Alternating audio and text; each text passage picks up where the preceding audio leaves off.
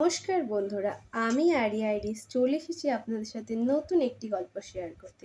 আজকের গল্পের নাম 4 ইঞ্চি মাত্র। তো আসুন জেনে নেওয়া যাক গল্পটি।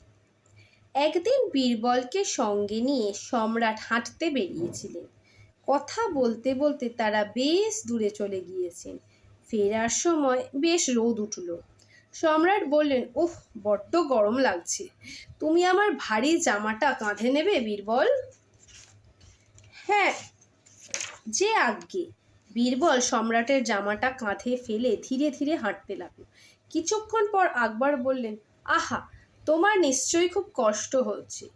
বলো তো, জামাটা কত ভারী হবে? তা একটা গাধার বোঝা হবে বই কি, বীরবলের নির্বিকার উত্তর। সম্রাট স্তব্ধ হয়ে বীরবলের দিকে তাকিয়ে রইলেন। তারপর পথ চলতে লাগলেন এবং কিছুক্ষণের মধ্যেই রাজদরবারে পৌঁছে গেলেন।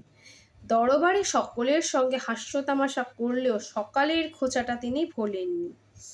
আকস্মিকভাবে বীরবলের উদ্দেশ্যে বললেন, বলো তো বীরবল, সত্য ও মিথ্যার মাঝখানে ব্যবধান কতটুকু?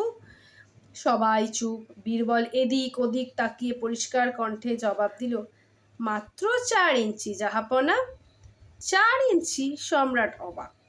তিনি বললেন, সে কি কথা, তুমি ঠিক বলছো তো? হ্যাঁ হুজুর, মাত্র 4 ইঞ্চি।